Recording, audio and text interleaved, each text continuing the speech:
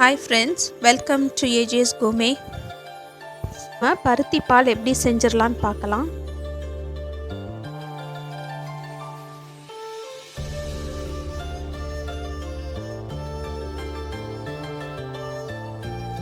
First இதுக்கு பருத்தி கொட்டை, காட்டன் சீட்ஸ். ஸோ இந்த மாதிரி தான் இருக்கும். இது ரொம்ப நல்லது. ஸோ இது ஒரு 100 கிராம்ஸ் எடுத்திருக்கேன். அதை நல்லா ஒரு 3-4 டைம்ஸ் வாஷ் பண்ணிவிட்டு சோக் பண்ணி வச்சுருக்கு. ஸோ மார்னிங் வேணும்னா நம்ம ஓவர் நைட் சோக் பண்ணலாம். இப்போ ஈவினிங் வேணும்னா ஏர்லி மார்னிங்கே சோக் பண்ணிவிட்டு நம்ம ஈவினிங் யூஸ் பண்ணலாம். இதில் ஒரு 2 டேபிள் ஸ்பூன் சம்பா ரைஸ், பச்சரிசி, சம்பா பச்சரிசி ஊற வச்சுருக்கேன். கருப்பட்டி, நமக்கு தேவையான அளவு, இனிப்புக்கு தேவையான அளவு பார்த்து கருப்பட்டி எடுத்துக்கிடுறேன். அப்புறம் ஏலக்காய், ஒரு 3 ஏலக்காய், வால் மிளகு. ஸோ நார்மல் மிளகு யூஸ் பண்ணுறதை விட இந்த வால் மிளகு நல்லாயிருக்கும். அதிமதுரம், நம்மளுடைய சளி, இருமல் அது எல்லாத்தையுமே வெளியெடுத்துடும். சித்தரத்தை, இது வந்து சுக்கு, அப்புறம் திப்பிலி. ஸோ இந்த ஐட்டம் எல்லாமே நமக்கு நம்ம நெஞ்சு சளி இருந்தது அப்படின்னா அதை வெளியே கொண்டு வந்துடும். ஸோ இதெல்லாம் யூஸ் பண்ணலாம். ஒரு கப் தேங்காய், இதே நம்ம பால் எடுத்துடணும். ஸோ இப்போது பருத்தி கொட்டையும் பால் எடுத்துட்டு, தேங்காவை தனியாக தேங்காய் பால் எடுத்துட்டு, கருப்பட்டியை உருக்கிட்டு, இந்த ஸ்பைஸ் எல்லாம் நம்ம பவுட்ரு பண்ணிவிட்டு இந்த ரா ரைஸை அரைச்சிட்டு வந்துடலாம். எல்லாத்தையும் ரெடி பண்ணி எடுத்துகிட்டு வந்தாச்சு. இப்போ ஃபஸ்ட்டு காமிக்கிறது பருத்தி கொட்டை. அதை நல்லா அரைச்சி நம்ம தேங்காய் பால் எடுக்கிற மாதிரி ஃபஸ்ட்டு ஒரு தடவை, ரெண்டாவது அப்படி 3 தடவை எடுத்துடலாம். இது வந்து அரிசி, பச்சரிசி. இது வந்து நம்ம அந்த பவுடர், அந்த சித்திரத்தை, அதிமதுரம், திப்பிலி அது எல்லாத்தையும் பவுட்ரு பண்ணியாச்சு.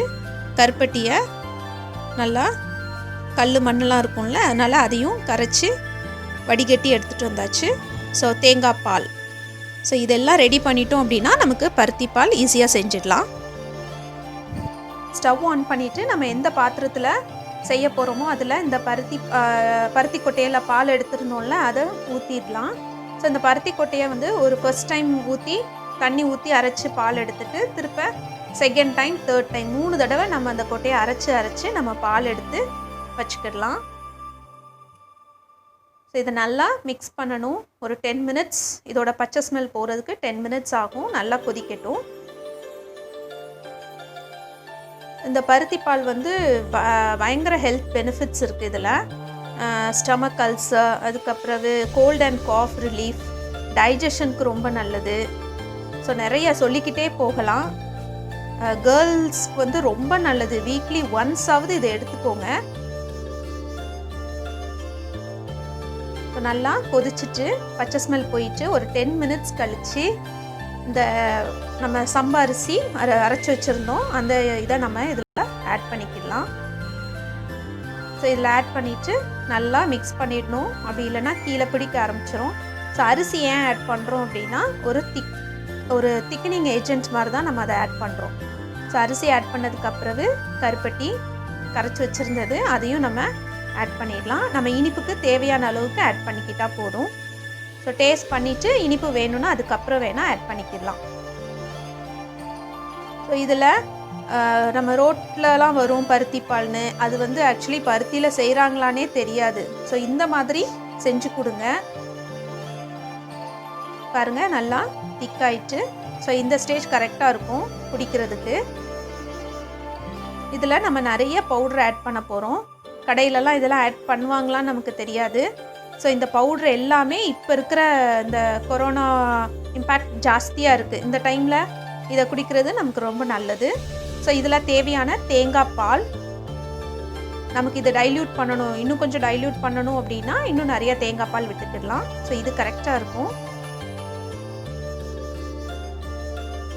இப்போ நம்ம இதில் இந்த பொடி எல்லாத்தையும் ஆட் பண்ணிடலாம். ஸோ எல்லாத்தையும் ஆட் பண்ண வேண்டாம், ஒரு 1.5 டீஸ்பூன். அதுக்கப்புறம் வேணும்னா நம்ம இதை ஆட் பண்ணிக்கலாம். ஸோ இதில் சித்தரத்தை, அதிமதுரம், வால் மிளகு, திப்பிலி, சுக்கு, ஏலக்காய். ஸோ இது எல்லாமே, ஏலக்காய் மட்டும் நமக்கு வாசத்துக்கு, மற்ற எல்லா பொருளும் நம்மளுடைய கோல்டு காஃப் எல்லாத்தையும் போக்கிடும். ஒவ்வொரு இதுக்கும் ஒவ்வொரு மருத்துவ குணம் இருக்குது. இதெல்லாம் போடுங்க. ஜஸ்ட்டு 2 கிராம் தான் நம்ம யூஸ் பண்ண போகிறோம். இதை வாங்கி வச்சுக்கிட்டோன்னா நிறைய இதுக்கு நம்ம யூஸ் பண்ணிக்கிடலாம். ஸோ டெஃபினட்டாக இதை ட்ரை பண்ணுங்கள். வீக்லி ஒன்ஸ் ஆகுது இதை ட்ரை பண்ணுங்கள். வீட்டில் கேர்ள் சைல்டு இருக்காங்க அப்படின்னா வீக்லி ஒன்ஸ் கண்டிப்பாக இதை எடுத்துக்கிடணும். இது ரொம்ப நல்லது. இது செஞ்சு பார்த்துட்டு எப்படி இருக்குன்னு சொல்லுங்கள். தேங்க்ஸ் ஃபார் வாட்சிங்.